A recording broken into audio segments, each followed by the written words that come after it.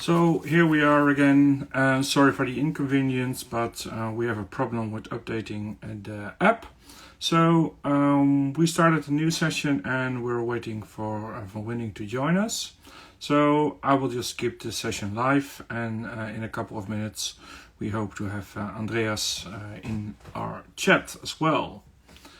In the meanwhile, like I said, if somebody wants to tell us what they're drinking, or maybe already has a question, be free to ask them in the chats.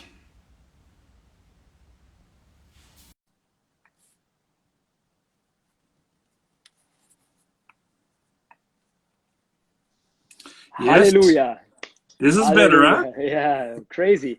It's technology, huh? I had an Instagram live chat exactly.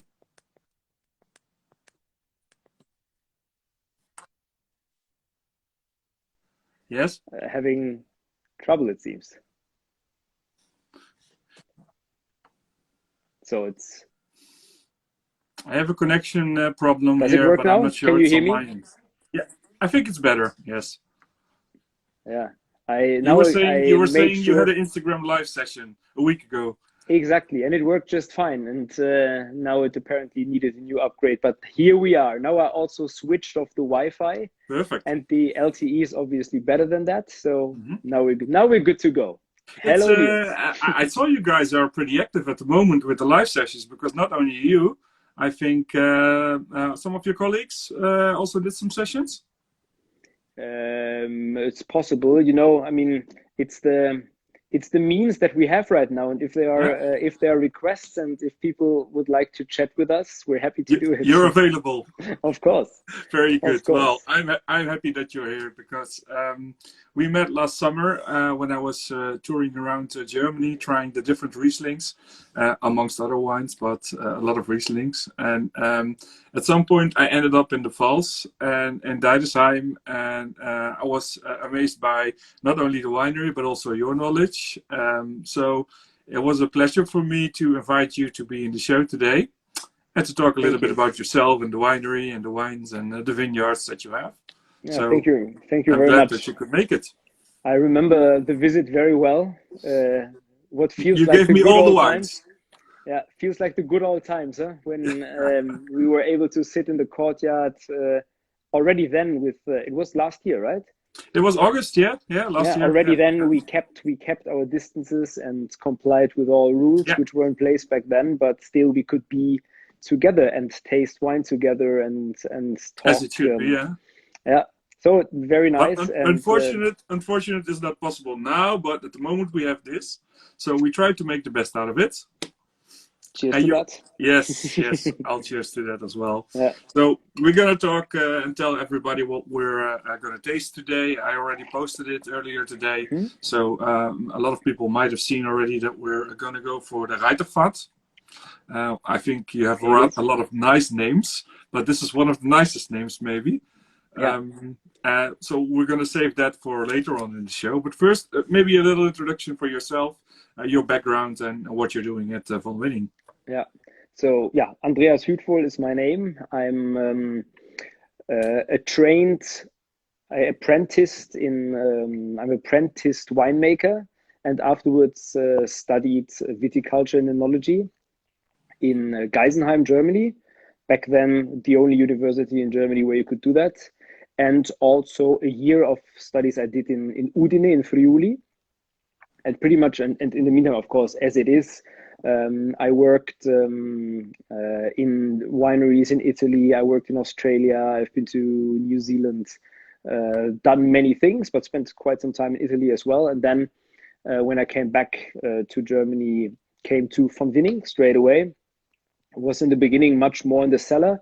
I am Stephan Attmann's right hand, so to say. He's the general manager, winemaker himself. Since 2007. I'm here since 2010 as his right hand. As I said in the beginning, much more in the cellar, but now I'm also in charge of the export. So I'm the one who, in the normal world, is traveling a fair amount and talking about our wines, showing them to people all over the place. right now I'm So here 10 in years Pfalz. already side by side with Stephan. Yeah. I'm I started with harvest 2010. So it's Okay. almost 10.5 years now Ah, that that's I'm good. here. Well, Hmm. I always like it when people have. Obviously, when you go to a tasting, you get all sorts of people that serves you the wine, because sometimes it's a family winery which is very small, and then you have the one person who does everything. Sometimes you have somebody who's responsible for sales. Sometimes it's just somebody helping out in the weekends. But sometimes it's also you're lucky, and then you have somebody who actually knows the vineyards and knows the winemaking process. So I was fortunate in this matter, and as you said, you're a trained winemaker. So, yeah, really good to Yeah, have all this in-depth knowledge today. yeah, yeah. So, well, I'm always during harvest. I do my share in the vineyards, but in the cellar mostly. But admittedly, with the years being in charge of the exports, this field has become uh, bigger and bigger for me. So but I'm still hands-on Very good. all the time. That's very good. So, before we go into the history of Von Winning, because it's a very interesting history with a lot of turns left and right, I would say, I try to show always the audience some. I always show some pictures if I can, but I Hmm. also try to show a map, and it's always the question: how good does it show? Because it's a small size. But here we see Germany. Hmm. And if we just look at the colors, because on the small phones that's always the easiest thing to do, you will see that for the people, the dark purple Pfalz, if you are on the, let's say, left-hand side, a little bit down the middle, that's where we are right now. This is the region we're talking about. And Hmm. then we're in Deidesheim, which is one of the important towns and centers of the winemaking area of the Pfalz, right? Yeah, you can surely say that, because it's also let's say the touristic hotspot a little bit as well, and culinary hotspot as well of the area. Of course, the Pfalz is an old and classic region where viticulture grew alongside great restaurants and gastronomic scene. So you find fantastic restaurants all over the place, but I would say the density of great restaurants in Deidesheim is pretty high, combined with outstanding vineyard sites in Deidesheim and Forst, the next village north, Ruppertsberg, the next village south. Yeah. That's where we have a wine from today. But maybe as we see the map, I can talk a little bit about the Pfalz. Yeah, let's do that, because this is a Mhm. little bit of the zoom in pictures. I have some pictures of the sites later, but let's save that. But if Yeah. you want to introduce a little bit the geographical, or let's say, surroundings of the Pfalz, and what we're in general looking at the moment. And by the way, I watched earlier episode of your Cellar talk as well. Have you figured out how to become a Let's full try. year? Let's try. I hope, because it's always with the updates of the app. But there you Yeah, see, then now I'm it back. works.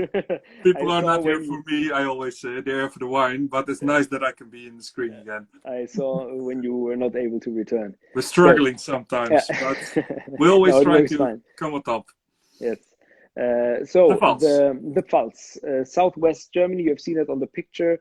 We're situated in the Rhine Valley Rift, which was created about 50 million years ago, due to Africa tectonically pushing into Europe. 50 million years ago, the Italian thorn was pushed into Europe. The Alp mountains were folding up, and the Rhine Valley broke. And in that process, two lines of foothills of mountains were going up. In Mm-hmm. the west, when you see that purple, right on the border of that purple, on the left-hand side border, is are the Haardt Mountains, becoming the Vosges as you cross the border Yeah. with Alsace, which is right down there, where actually where it's written Pfalz. This is already France. Yeah. Um, So the and on gray, the the gray, the gray area is France, huh? Exactly, Yeah. exactly. And then you see on the map also the River Rhine, which is like 20 kilometers to the east of us. And Yeah. then on the other side of the river is the Odenwald, becoming the Black Forest further south. And in the middle you have a warm and sheltered area. It's a warm area for German standards. Obviously, we are on the northern border of the classic European wine regions, and I would say Germany is surely the mother of cool climates somehow. So it's still cool climate, but for German standards, it's rather warm, sheltered, nice area, a fertile area where a lot of things grow, not only wine on the slope of the Haardt mountains, but also towards the river. You have a lot of agricultural produce, like everything, asparagus. You actually onions. also have the, if we talk about the soil type, so you talked about how it originated long ago, but sometimes people say the Pfalz or maybe the Forst area is more like the Pouilly Montrachet from Germany, but I mean, it's a hard comparison. But if you look at it's a hard comparison. If you look at the bottom, then there are some similarities. Obviously, we will go into that when we talk about the vineyards. But that's really, characteristics that you can use in your winemaking, grape growing. Sure. First of all, you see the basis of our soils is right behind me. This is 250 million year old sandstone, which is the basis of all the vineyards, and also the forest above.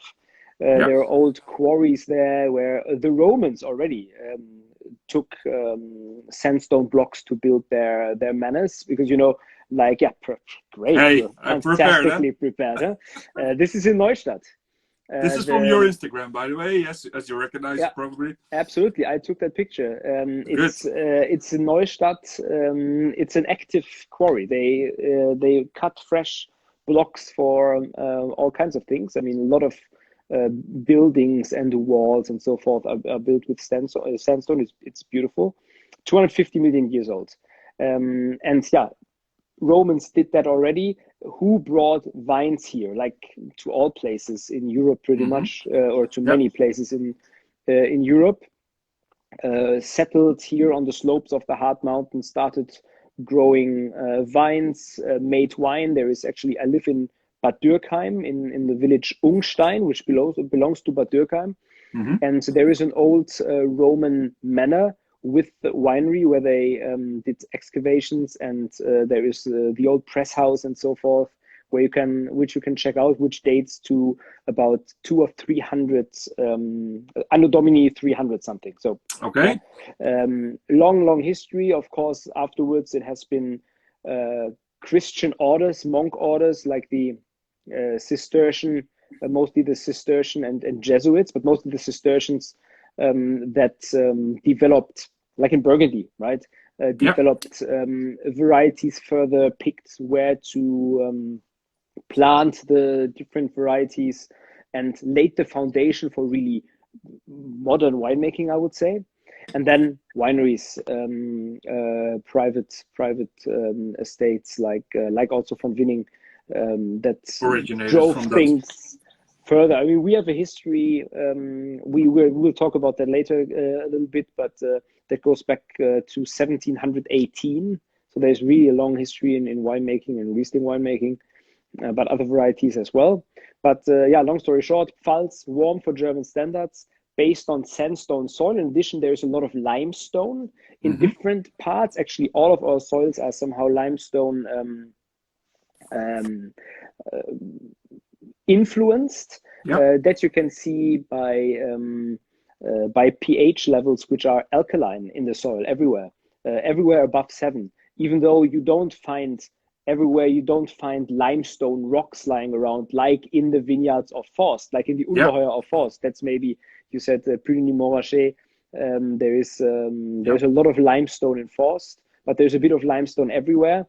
On top of this 250 million year old sandstone, there was an ocean in the Rhine Valley between 50 and 35 million years ago, subtropical climate and corals. That's today's limestone. And in Forst, there's also volcanic basalt, which makes things super interesting and even more salty and complex. And what does that give you? I think a classical Riesling from the Pfalz is, due to the fact that it's a little bit warmer maybe than other areas, it's aromatically ripe. There is a lot of peaches, stone fruits.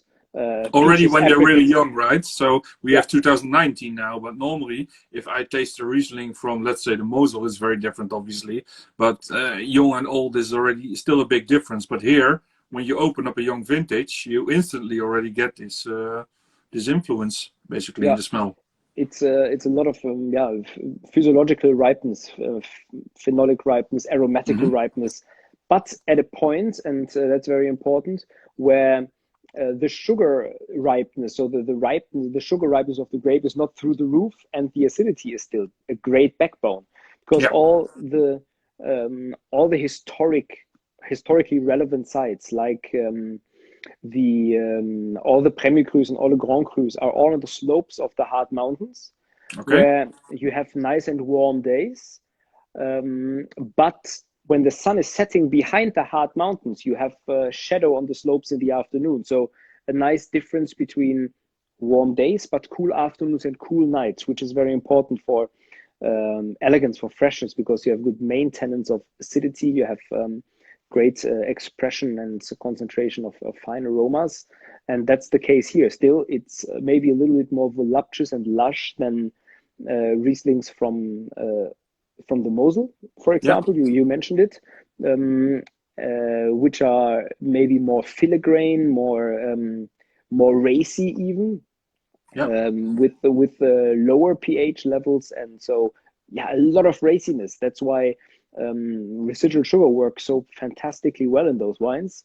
But it's two different expressions of Riesling. It's two different regions, and I think the fascinating thing that's about wine always nice, because a lot of people who are not from Germany especially are not so familiar maybe with Riesling, and always have this one-sided image. But if you look, there is so many differences, even also between the different styles of Riesling, but also in the regional influences that you have. And this is maybe also a reason why you obviously don't limit yourself to Riesling, because we'll talk about that later. But there's a lot of French style wines, I would say, and French grapes. So that works good hand in hand in your company, basically. Yes. I mean, there is always, we are 50 kilometers away from the border with France, with Alsace. And historically, Pfalz and Alsace have been on and off Germany, France, Germany, France. So you can say that here in the Rhine Valley rift, we have definitely an influence of French culture, including varieties which always had their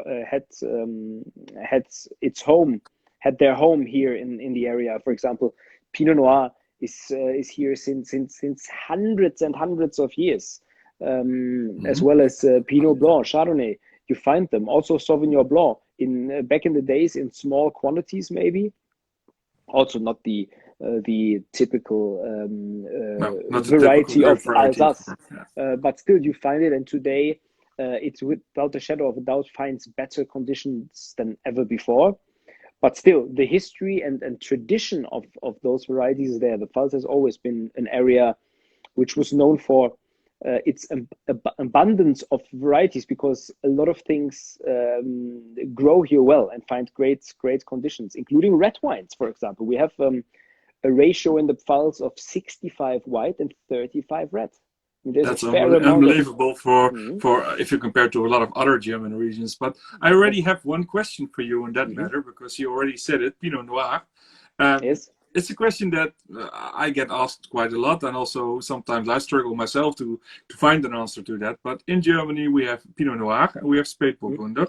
And why do you take the naming Pinot Noir, and why do you take the naming Spätburgunder? Can you explain why you choose to do the Pinot Noir?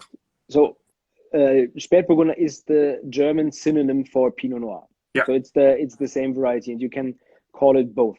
We label our Pinot Noirs as Pinot Noir because the heart of it, let's say, is it's a very old variety, and there are different facets, different clones, you say, of this variety. And due to the fact that it's in Germany since hundreds of years, it originates from France. There are genetic origin that comes from Germany. There is a genetic origin that comes rather from France, from Burgundy. And in our high density plantings, where we have almost 10,000 vines per hectare, which is almost double the size of a normal vineyard today. Back in the days, there was even more, actually. there we have planted like a sélection massal of Burgundian clones actually. So it's yeah, the genetic origin is rather French, and also that's important for stylistically. you to choose this also, the naming. You want to bring Yeah, that back in the naming of the we wine. also have a Spätburgunder, Yep. Dr. Deinhard, where it's more it's a very good way to distinguish it. Yep. And then secondly, we are by now quite a fair amount of our wines is sold abroad. And Pinot Noir, I mean, the variety is called Pinot Noir, and everyone understands Pinot Noir in Germany as well as everywhere else. So it's that confusing is for people in other countries if you name it Spätburgunder. Exactly. But that is the second reason. But the first and foremost reason is the genetical origin of the vines and the style. You have already you have a lot of fans, but already somebody is fan of both the Pinot Noir and the Sauvignon Blanc, and cool. It's interesting because I always do some research and I try to see what kind of pictures there are from what winery on Instagram, and the Sauvignon Blanc label pops up quite a lot. Although it's if you look at how many bottles you make of them, it's the smaller amount. I think it is.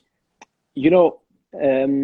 Of course, we make much more Riesling than Sauvignon Blanc, but we have 2 estate Rieslings, we have 2 village Rieslings, 2 Ortsweine, we have 6 different Erste Lage wines, Premier Crus, we have 8 different Grand Crus. So there's a lot of Riesling, but there are many different labels. So if you add up all the pictures of Riesling labels from Winning that you see, of course, it's more, sure. Yeah. But we have only 3 Sauvignon Blancs, and so. But still 3. Yeah.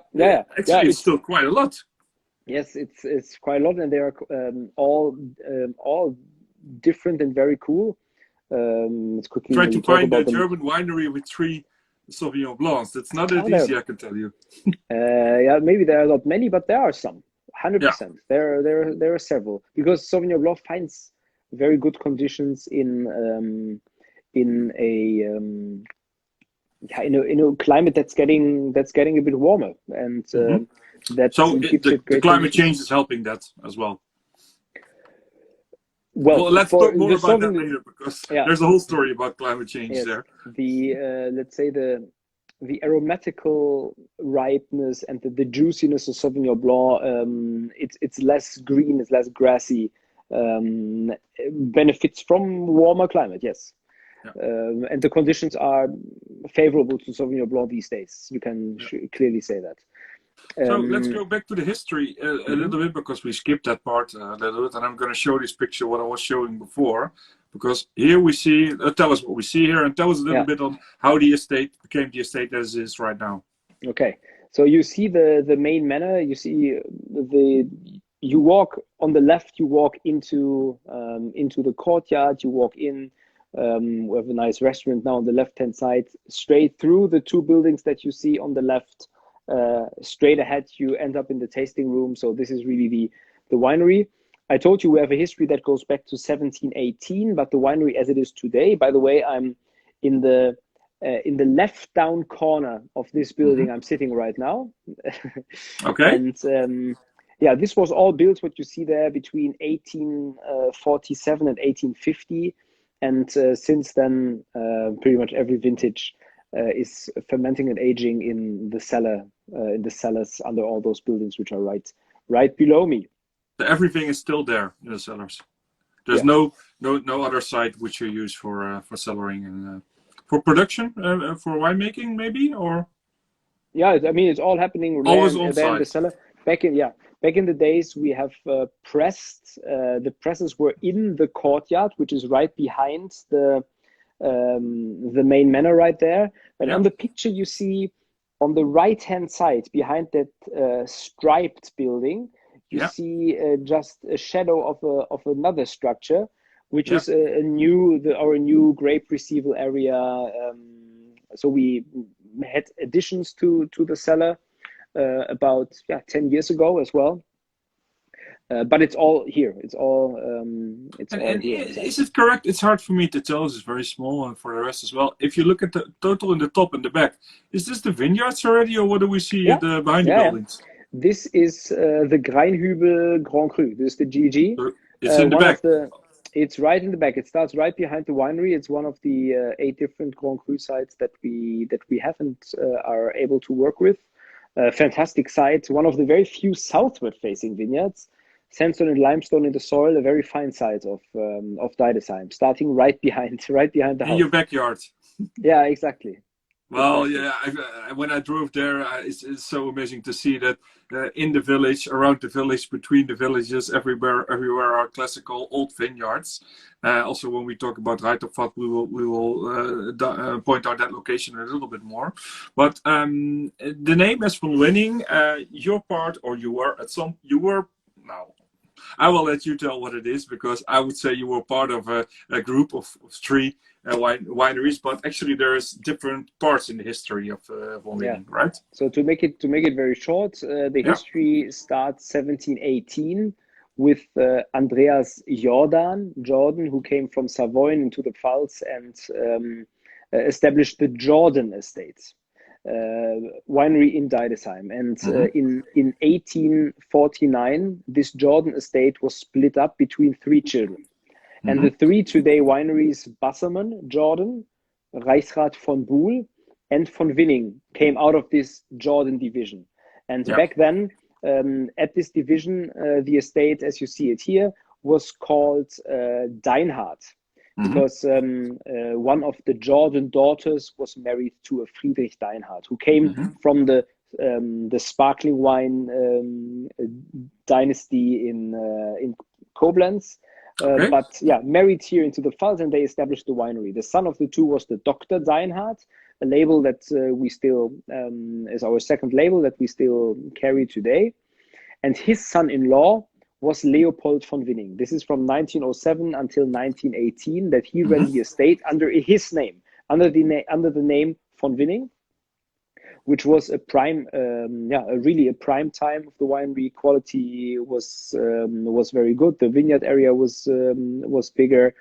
Leopold von Winning was founding member of what today is the VDP here in the Pfalz, the pre-association to the VDP. And then he died during World War I. The winery was sold. The new owners did not get or did not want, or however it was, I'm not sure, the rights to the name von Winning, and went back to Dr. Deinhard as a brand name. So then it came back into the older name. Correct. For a while. And the rest I make very short. In 2007, the winery was purchased by an entrepreneur from the Pfalz, so a private man from the Pfalz, Achim Niederberger, bought the estates.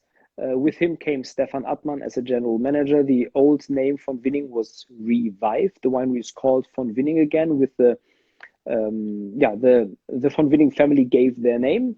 They are not directly involved, but they still exist. We have good contact with them. They come every year a few times. Their history is still connected to the winery. Yeah, of course. And Achim Niederberger had already, when he bought von Winning, or Dr. Deinhard, he had already bought Reichsrat von Buhl and Bassermann Jordan. So he had reunited the Jordan estate, so to say, but because there was 160 years almost in between, it's still 3. You all had your separate own identity created. Absolutely. There is very, very few synergies. We have 3 independent wineries, but we have the same owner, which is a family from the area. So the winery is family owned, but not family run. That's the story in short, and we're called von Winning again. And you have a restaurant which is named after Leopold von Winning. Exactly, it's called Leopold. Which is a good restaurant. I can testify, and also some other people said that it was good. So I'm not the only one telling you that it's good. Yeah, I think we have very nice regional food, but also great steaks. Fantastic octopus salad is a classic, even though that's probably the most not exotic regional dish. But it's fantastic in the summer. Nice. You can sit outside by the water, And we do not only have our wines, but a very, very nice wine list of German, but also international wines. So Champagne, Burgundy, Bordeaux, And that's everything, labels. whatever you look for. Of course, that's highly exaggerated, but you will, as someone that enjoys looking through a wine list, and I'm one of those people, you will have a good time. And you have also a hard time because you need to choose at some point which one you're going to drink. Come with a few people. I hope hope we'll be able to have you all again, and I can't wait to have the courtyard again full of people. I have very high hopes for the summer. I see people from San Francisco and what's it, Panama, I think. I'm not sure the flag, but we have people from all over the world. So that means, well, it's going to be very busy next summer, probably. Yeah, we're here and we're happy. We're happy to have you all. You're prepared for that. Good. Yeah. So then, before we go into the vineyards and the wines, first maybe the wines that you produce. We already mentioned almost all of them, I think. First, I wanted to show the picture of the labels because I've seen a lot of wine labels, but this one, everybody is mesmerized by the beauty of the wine label. It's on one hand it's simple, on the other hand it's very royal. How was this originated? This style of wine label, and you see all the colors. There are different wines for the people that don't know. Yeah. So these are the different wines, some of them. So this W with the ornament. So this year is pretty much the original, the first label that the Rhine has. This gold, this white background gold, and then for the GGs it was in the beginning the other way around, gold background and off-white, the ornaments and so forth.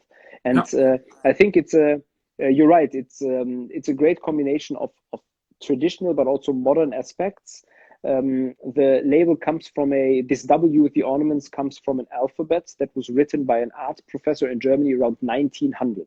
So it's pretty much the same time that Leopold von Winning ran the estate, but this is not the old and original von Winning estate. We have that label since with vintage 2008, but it's an old piece of art in the end, which makes it absolutely timeless. And we're playing a little bit with colors. Stephan is fantastic with that, and we have surely names of vineyards like Greinhübel or Reiterpfad, which are not easy to say for everyone in the world who maybe does not speak German. And it's very good that you can distinguish each vineyard by the color a little bit. So you recognize, that's von Winning, okay? And then if you know the wines a little bit, you know, the green one, I have up here a few also. The green one in the middle is the Greinhübel. Next to it, this blue a little bit, the Langenmorgen, the black and white and gold, the Kirchenstück. So you recognize it by the color, and I think it's a wonderful label.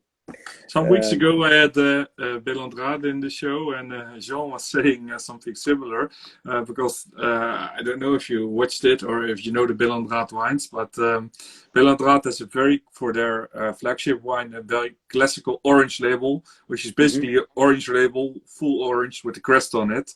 And Belandrade is a French name. The family is French, and when they came to Spain, not so long ago, 25 years, something like that, people did not know what to pronounce the name. So when they wanted to order the wines, they always said, the orange label, and they pointed, and everybody knew, okay, this is the wine, because at that time especially nobody had an orange label on a wine bottle. So what you said, it's sometimes especially also internationally seen, maybe the names, it's difficult, but the colors, you can pick them out. Exactly. And then of course we have the good thing is that the old family name is von Winning. And most people it's totally fine to pronounce it English and say winning. And that is, first of all, it's a nice thing. Secondly, it's something that people can say and are not afraid of saying. That is also, I think, helpful. I totally agree.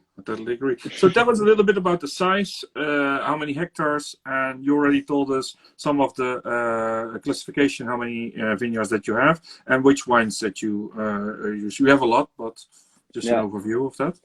So I think the most important, the core of it, are those historic vineyards. It's 6 different Erste Lage wines, Premier Crus in Deidesheim. That is the Paradise Garden, up on the slope, light sandy soil. By the way, here this is the label of it. It's also one of my favorite labels. Yeah, it's a very nice, also a very elegant and fine wine because it's up on the slope, cooler, light soil, sandstone, only tiny bit of limestone, but it's a sandstone soil in my opinion. On the foot of it and southward facing the Leinhöhle, which is more voluptuous due to the southward location, denser. There's the Herrgottsacker in Deidesheim, the Moishöhle, a narrow valley. So they're all very close to each other. Yeah. Then we have further south, the Ruppertsberger Reiterpfad. So Reiterpfad is the vineyard, Ruppertsberg, the next village south. And then the Ölberg of Konigsbach, another village south. We have now a few vineyards also more in Neustadt, of which we will see some maybe individually bottled and labeled in the future.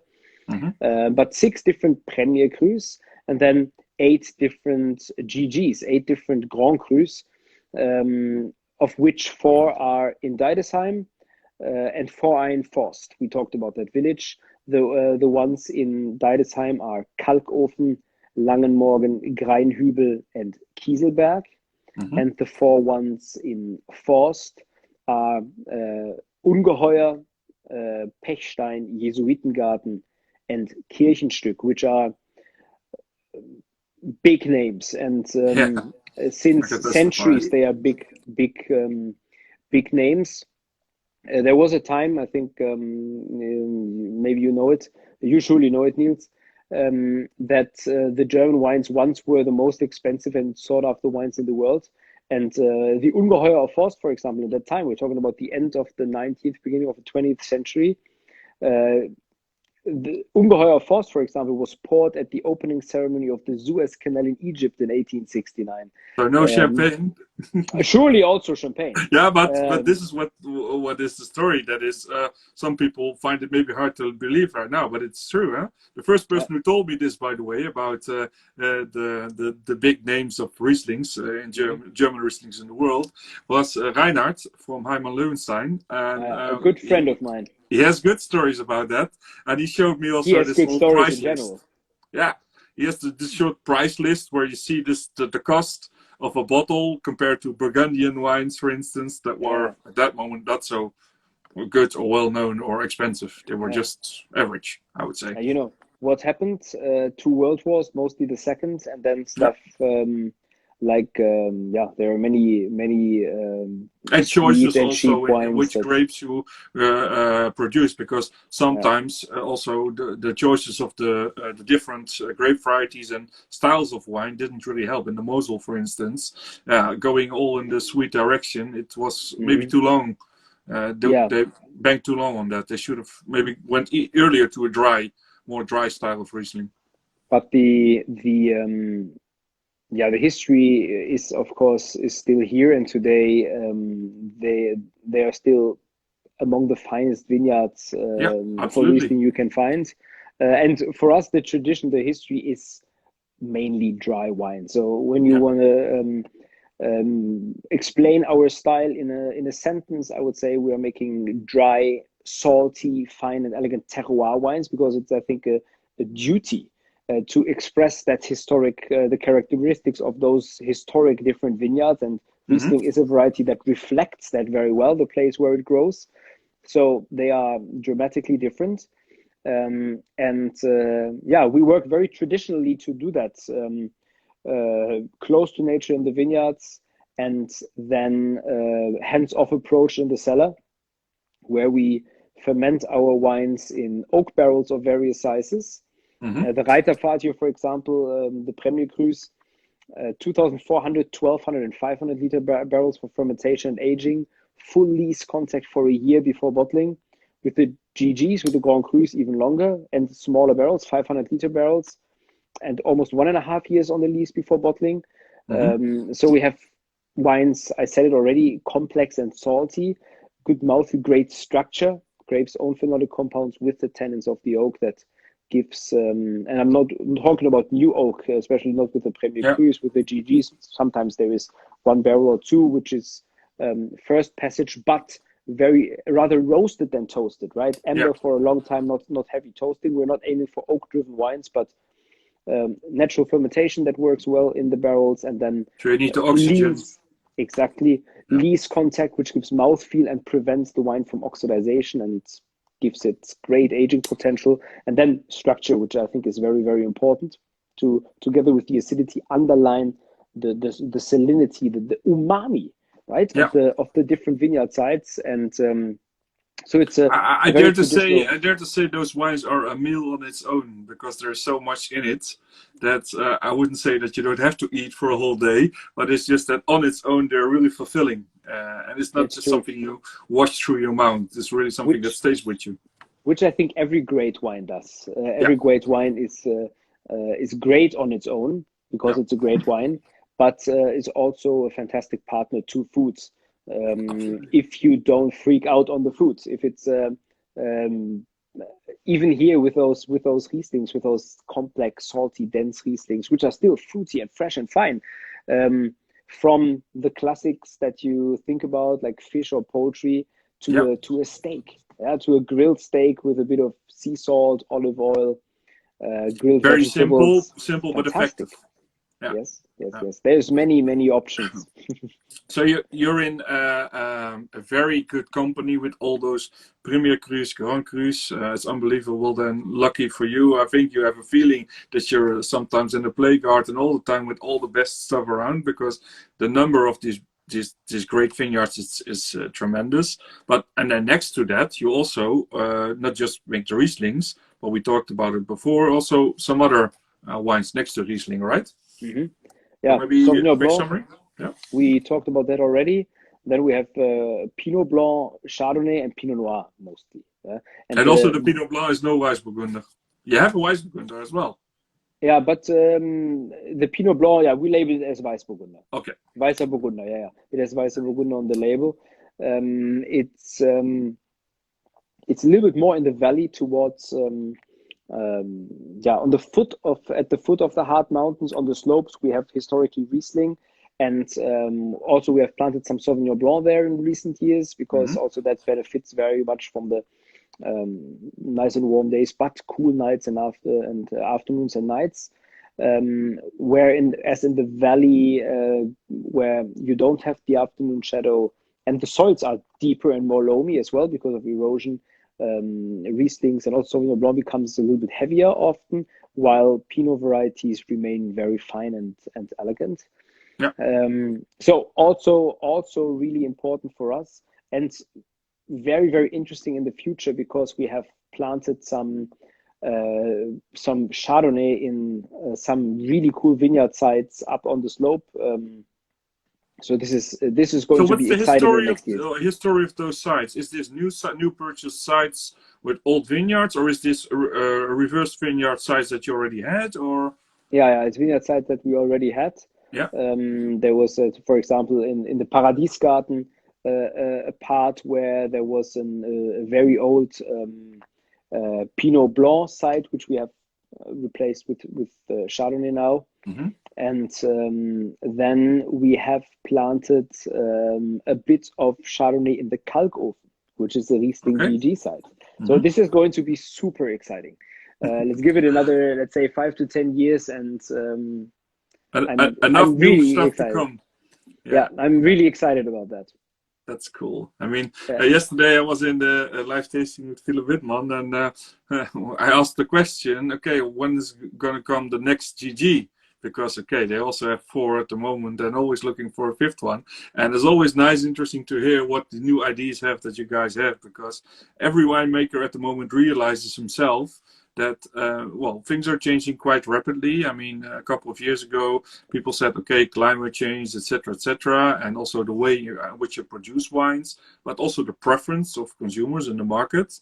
But I think it's going quicker than most people thought 5 years or 10 years ago. I don't know what your opinion is on that, but... Well, I think there's always change. There's always trends Mm-hmm. that come and go and change, and yeah, it's also important to stay true to your philosophy and Yeah. identity, of course, and the terroir that you have. Yeah. And part of the terroir is obviously the climatical conditions, and they are changing. It's getting, or it has gotten warmer in the past years without a shadow of a doubt, Mm-hmm. but not to a degree that I would say the game is changed. And Yeah. I don't think that the game will change in our lifetime. I don't think that we will see Riesling being replaced by Nebbiolo or Sangiovese No. in the Pfalz. I don't see that. What you see is that other varieties find better and better conditions, that red wines are fantastic and fully ripe every year, Mm-hmm. where in the 50, let's go 40 years back, or even 35, 40 years back, there were years when winemakers struggled to get their grapes ripe. And Talking about today, grapes. Some of yeah, your grapes, huh? yeah, fantastic. Nice Yeah. picture. It's this you don't have anymore. I mean, Yeah. every vintage is we're not struggling with not getting grapes right, with having green and grassy and unripe That vintages. was in the Yeah, past always the big thing. that was what winemakers struggled with. And Outstanding the years you rains. always had, and then red wine was existent but more a niche, and especially varieties like Cabernet Sauvignon or Merlot, which you could always find here, but it took extraordinary years to really get them fully ripe and great. Now it's not a problem at all, and still, this is a world-class Riesling area, and maybe better than it ever was because of the consistency and the great vintages and when that we had in a row. And when you look at the 2019 Reiterpfad Yep. complex dry Riesling, we have 12% by volume of alcohol on the label. Mm-hmm. This is not much. Yeah, No. this shows that we have still really elegant and fine wines with a lot of tension and not too much. It's still moderate alcohol, and this is a dry and complex wine. Yeah. So not much residual sugar there, which would explain a low alcohol. No, it's not the case. It's physiological ripeness at a point where the sugar ripeness is not through the roof. And so I'm not concerned about at all about the next years. I'm rather excited to see new Mm-hmm. possibilities, but still keep our core identity, which is those outstanding Riesling vineyard sites, but fantastic other It's things to interesting come. because without asking the question, I see family Lancon in the audience as well from last week. Florent, well, he asked me the question to pass me you the question about climate change. What measurements are you taking, and how do you see this effect? Mm-hmm. So we already answered this question, but maybe Yeah, about measurements. Are yeah, there certain exactly. things that you do? Yeah, for example, you can do a lot with canopy management, and Mm-hmm. I mean, for example, we have not used any synthetic fertilizers in way more than 10 years. There's a lot of things that you can do to to the canopy management. I think is important. Not And the having time of too picking, much. grape picking, is that changing a lot, or? Yeah, it's earlier. It's earlier. We pick earlier at the same. So, for example, back go back 30 years, and harvest started maybe late September, Yep. early October, and Riesling was picked in October and into November. Yeah. Today, we start picking in the end of August almost every Yeah. year. Or the very beginning of September, but it's rather the end of August, not with Riesling, but with Sauvignon Blanc, with Pinot Noir, was the first varieties. And we have often finished the full harvest. We have already finished it by the end of September, Yeah. or we go into October, but it's significantly earlier. Yeah, you have to pick at the you have to find the right moment, and you have a lot Well, of yeah, and when things the you can moment do is in it. there, you just there's no sense of waiting. Then you should go and you pick them quick because that's Exactly. the ultimate moment. Then Yeah. okay, let's talk a little bit about tasting because well, Exactly. we also have to think about the bottle that Yeah. we have here. Yes. So tell us a little bit about this specific vineyard. I already posted Hmm. something, and this I took from the website. In all honesty, so Hmm. I saw there is a Mediterranean, sort of Mediterranean climate there because it's Yeah. a microclimate. I say, but tell us a little bit about first the site, and then about what we can find in this Riesling. Yeah. So the Reiterpfad, like I said, Ruppertsberg, one village south of Deidesheim. It goes over a little ridge, and then you're right there. It's on the foot of the Haardt mountain, so it's a little bit warmer than, for example, the Paradiesgarten, which is up on the slope. It's sandstone with a little bit of limestone here and there, but I consider this a sandstone-driven site. But there is, in the Reiterpfad, there are smaller parcels which are, for example, GG classified like Achtmorgen, for example, is an den Achtmorgen is a parcel within the Reiterpfad, which is where we have Pinot Noir, which is Yeah, going to. So we'll have a GG Pinot Noir, which this is the name. comes This is through. going to be also the name there, or you're gonna? Reiterpfad an den Achtmorgen. Okay. Achtmorgen. Morgen is a measurement, old measurement of land. Acht is 8. Yeah. So yeah, it's a very nice site on the foot of the Haardt Mountain, And the sandstone driven. topsoil is sand, huh? Yeah, absolutely, and that gives it, I think, a kind of lushness and exoticness is said too much. It's I talked about stone fruit, about peaches and apricot Yeah. before. I think you have that very much as a general profile, like aroma profile, like a peach that is very close to the stone, to the core in the middle. So there's something salty to it. It's you don't. As soon as you know that this is fermented in barrels, it becomes crystal clear. But it's definitely not barrel or oak dominated at all. But you Yeah, feel not oak flavored. you feel a certain warm richness to it on the nose already, which comes from there and benefits or contributes to the aroma profile.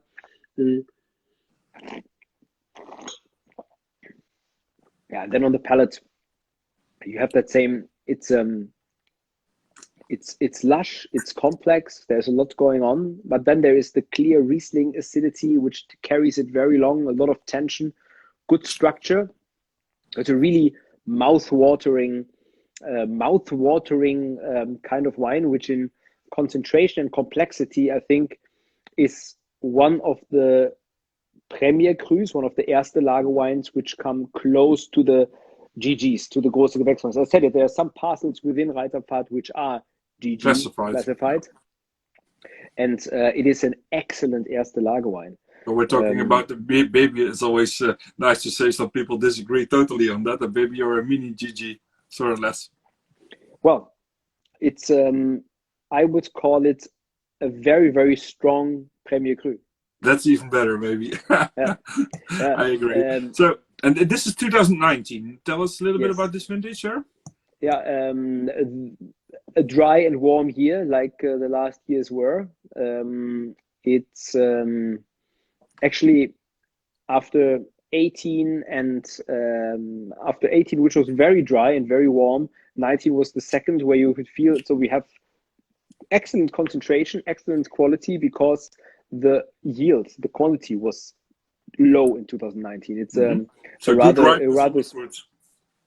yeah, I would say that 19 has even more lushness than the 18 had. It's maybe a bit more concentrated, and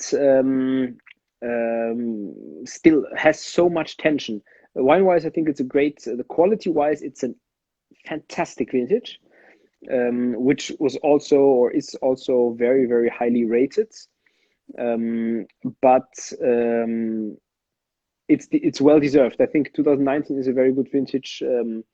We didn't have the grapes had stress, positive stress, of course. I mean, it was so dry that their very young vines had problems. You had to give them more, but it's always the case with young vineyards.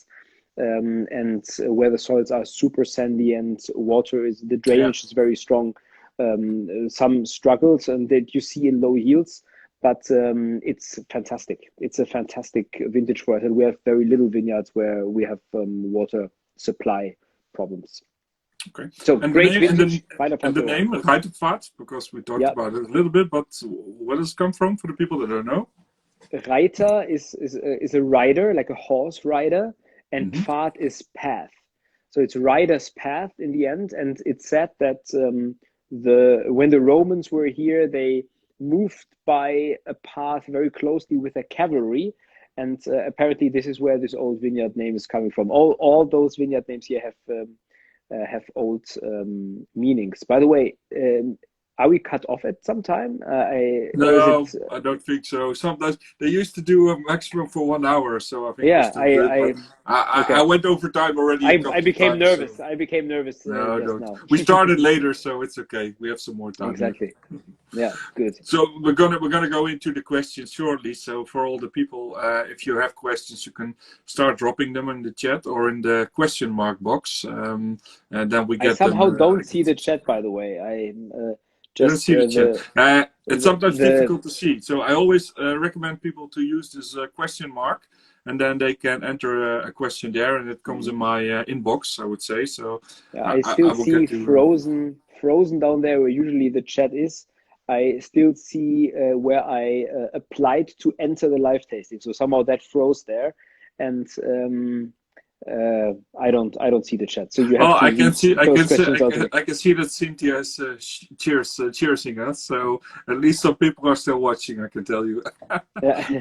Excellent. But for the people that want, they can drop a question. So we will come to that at the end in a couple of minutes. But what is also nice is that you have two very special Riesling wines. And you know which ones I'm talking about. Yes, because, I think so. You treated me when I was there on both of them. So tell us a little bit about those. How did which are they, and how did they get created, and what's so special about them? There are two. First, we had the Mama Riesling, and then a little bit later, with vintage 2017, came also the Osietra Riesling. Mama was the first one. It's a selection of grapes from a parcel within the famous Ungeheuer vineyard of Forst, elevated high, a lot of limestone there, being quite high, cooler side or cooler part of the Ungeheuer, and we picked that a bit later and had that with vintage 15 in a few new barrels, because these were the last barrels which were free. Available, exactly. And they developed so fantastically well that we decided to give it more time. In the end, 2 years on the lease.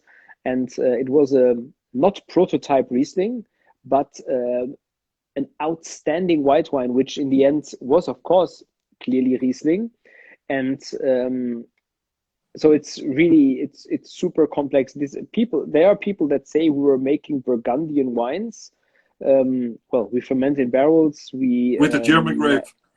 Yeah, exactly. We want to express terroir, and Burgundy is a fantastic area. So thank you very much. There's no shame in people saying that to you. No. But I think Mama is definitely a wine which, if poured blindly, can catch people on the wrong foot. Where in the end they sort of, oh wow, is that a super complex and racy Chardonnay? Or in the end it has to be Riesling, but it freaks people out. It's an outstanding. It gets wine. In your head. Yeah, and it doesn't go. It stays on your palate as well. And the Osietra was then the second one, which is the same concept, but a selection from the outstanding Pechstein vineyard, which is my favorite of them all. Highest amount of volcanic basalt, also limestone and sandstone. And is where the Mama is lush and a bit more voluptuous. The Osietra is more racy and full of tension. Both are outstanding, very rare Rieslings that if you come across them, they are I mean, admittedly, they are our most rare and most expensive wines, but they are worth tasting it when you come But there are across not them. made that many of them as well. So Exactly, exactly. It's how many do sometimes you two barrels. produce? Yeah, Two sometimes barrels. 2 barrels in 1,000 liters, sometimes 3 barrels, then it's 1,500 Yeah. liters. So there's not so much of that. Yeah, Uh, already somebody said, and I know she's a fan. I think she bought both or had both. That the Rieslings are hard to come by in outside of Germany. Well, most of them stay in Germany, but there are some exported. Obviously, can you tell us a little yes, bit they about are. availability? Also, not just about these two really special wines, but just in general also. The exports now we're talking Yeah. about. So, which Yes, yes, countries right. are you Yeah. exporting in, and what wines do Um, you typically export there? yeah, it's more than 30 countries, and we're well distributed in Europe. Hmm. Scandinavia is very strong, but pretty much everywhere we're available. In Holland with the Vinites, for example, Yeah. as an example, or Skurnik wines in America. Um, so we A have lot of great partners Scandinavian everywhere. people buy your wines as well, huh? Yeah, but this is a function of yeah, Scandinavians love Riesling and love Yeah. and it fits the cuisine very well. It fits the culture well. So I think German wine in general is successful in Scandinavia and I in agree. Norway most of all. We A work with lot of Symposium Danes wines. go on holiday to Italy with the car, especially so they can drive through Germany, and then on Yeah. the way back, fill it up with Riesling. So you find a fantastic list of you find a list of our importers and partners on our website. We have like Okay, Von Winning International, and if you are somewhere and want to not know where you can find our wines, get in touch. The contact information is on our website, and you can and you find can just out if there's somebody shoot an email to the importer, and they will tell you where you can buy the wine. perfect. So, question From already. North America, South America, yeah. The question is, I sell your Riesling Win-Win, Langemorgen, GG, and the Pinot Royal. What dishes would you recommend with it? So it's three different wines, but well, Mm. two Rieslings and one Pinot Royal. So Well, all of those wines are super versatile. And if I would name, that means four wines, and I mentioned it already, if it was one dish I could choose, it would be a great steak. It yeah, would be a fantastic ribeye steak. I always say that. People that heard me do this, I always speak about ribeye steaks. Every time when I'm hungry, this comes up. Um, Sea salt, olive oil, nice grilled a lot vegetables, of people or think you're crazy when you're saying that with a white wine, but it works well with the salinity as well and the acidity. and Yeah, try it, and you will thank me, I think. you will never order If a you like Malbec. steak, of course. You will never order a Malbec with your steak anymore. Just Oh, Riesling or something. I have not. I would never say that. No, I no, love but great red wine too. But if there's a question of those three white yeah. wines and the Pinot Noir, I definitely opt for the steak to go with everything. Very versatile. Very good. Yeah. So, and then aging potential, especially for Marmar 2017. So these wines, Yeah. for Ooh. 2 years, they already been on the oak. But then, of course, this well decades if you want, probably. But Yeah, for sure. I mean, I always think this is very much a matter of taste. yeah, There is nothing wrong in having a wine when it's young, if you like that. Um, Decant it, use a big glass, and make it give it the air to open up properly. And if you like young wines, then absolutely drink it. But it has truly the potential to age for 15 plus years. But this is really, really, really much a matter of taste. I can speak about yeah. myself. I like wines in their fruit phase in the beginning, first 3 4 years. Decanter, making it open up or give the time. Also, when you have opened the bottle of Rheinpfad now and drank a glass, you don't want to finish the bottle. Put the cork back into the fridge, and easily a week, this wine will develop positively. And this will, I can tell you it will be close to 2 weeks. Yes. yeah, absolutely. And it will also shows you a little bit the aging potential of a wine. I personally again like wines after 8 to 10 years. In another fruit, sometimes it starts a bit earlier after 6 7 years, but usually 8 to 10 years after is another opening that I personally really like. Um, With some In wines, the end, there is you have this to taste. in-between window, what is not really giving you one or either or the other. So I don't know if that's something that applies to the wines that you have as well. It's between those two fruit phases, the wines close down a little bit and become maybe a little bit herbal, but not green, of course, but No? a little bit herbal, salty. It's also nice, and there are people that love it. So in the end, it is You just need it's to as find out what is your subjective as it gets. preference, and Exactly. then So relate back to the phases of the wine, and then pick the. I think the Reiterpfad, which is here in the winery, it's €16.50, yeah, which is, I think, not much for that much wine. And this is something where you can say, come on, I take 12 bottles and open one every year, or even every 2 years. And then of course, every wine is different, but still you get if you haven't done it already. But then more or less in which drinking window you preferred the wine the most, and that gives you an idea where your window is. That's a good tip. There's nothing wrong at having it young. Nothing wrong with it.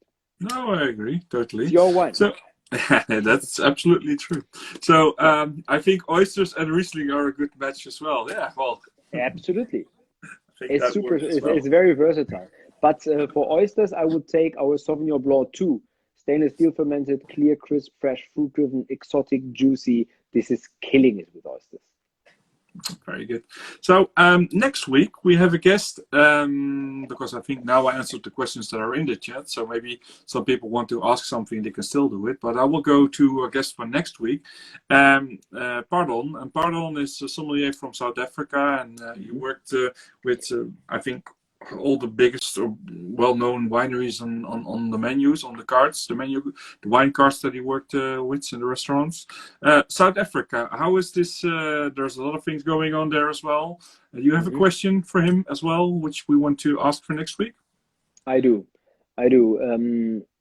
Actually, I mean, it's not a nice question to ask. Actually, I don't like to speak about COVID-19, but especially as we have a person from South Africa, I have heard that there has been an alcohol ban in South Africa, and I would like to ask him how this affected the whole wine scene. Of course, from wineries to restaurants. I mean, restaurants are close to everyone as well, involved in this chain. Yeah, but an alcohol ban where you as a private person cannot buy wine from a winery, this we didn't have here, and this is it gives me the shivers. Yeah.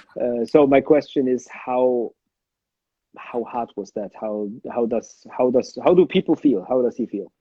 Yeah, we're going to ask him, because I know he has a lot of experience hearing this from different winemakers, but there is obviously, this is a problem that affects the whole country there very heavily. And to be honest, I think next week we're going to talk about South Africa as a whole. So we're not talking about the winery in particular here. They will go really in depth. But if you look at trends, and if you look at how the effect goes really wide. It's not, like you said, it's not just winemakers. It's the restaurants. It's the people working in the distribution. There's a lot of people employed also in the wine industry, and affecting businesses around it. So. Yeah, that's why I asked about the scene, and South Africa, in my opinion, is a wine country as well. So it's like an alcohol ban is somehow really disrupting the whole economy. Disrupting the culture as well. Let's see what Pardon has to say about that. I don't. So sorry, Pardon for the. The topic could be nicer for sure for this question, but this is like really. I think it's good that we're bringing it up, because I also want to show and tell the people what it is and what the effect is, because I do hope that people also try the wines always after the show and in the show. I know some people were buying a wine of your winery for this occasion, and I also hope for next week, obviously, that will be the same, that people think, okay, maybe I will try for this time a South African wine, even if I normally don't drink it, or after the show, because we can help a little bit by drinking some some wine. There is a lot of it being produced, and it still needs to go somewhere at some point. So in Africa, they're not selling it at the moment. That's right. Yeah. I will tune in if I can. I will Very definitely good. tune in. Very good. And otherwise, I sent you the link, and you can see the answer for the question. Yeah, of course. Cool. Okay, perfect. So I don't see any other questions. So I think I'm going to thank you very much because we talked about a lot of interesting topics. I hope to see you again maybe in the summer, but let's hope that COVID really turns around quickly. And yeah, like I said, thank you very much for your time, and have a good weekend as well. Yeah, thank you very much for having me, and likewise, I hope to see you again, Niels, and everyone else. Can't wait to have you back here. Okay, thank you. All right, you're welcome. Have a good weekend. Bye-bye. You too. Bye-bye. So everybody, like we said, next week we're going to talk about South Africa. We're going to have a very good sommelier who lives in Holland, by the way, at the moment. But he will be telling us all about South Africa, the regions, the wineries, the grapes, etc., etc. So prepare your questions. You can send them to us in the DM or as a comment on the posts. And I hope to see you all back. And well, thank you for the positive comments. And please share afterwards as well if you've been watching. And we hope you have a good weekend.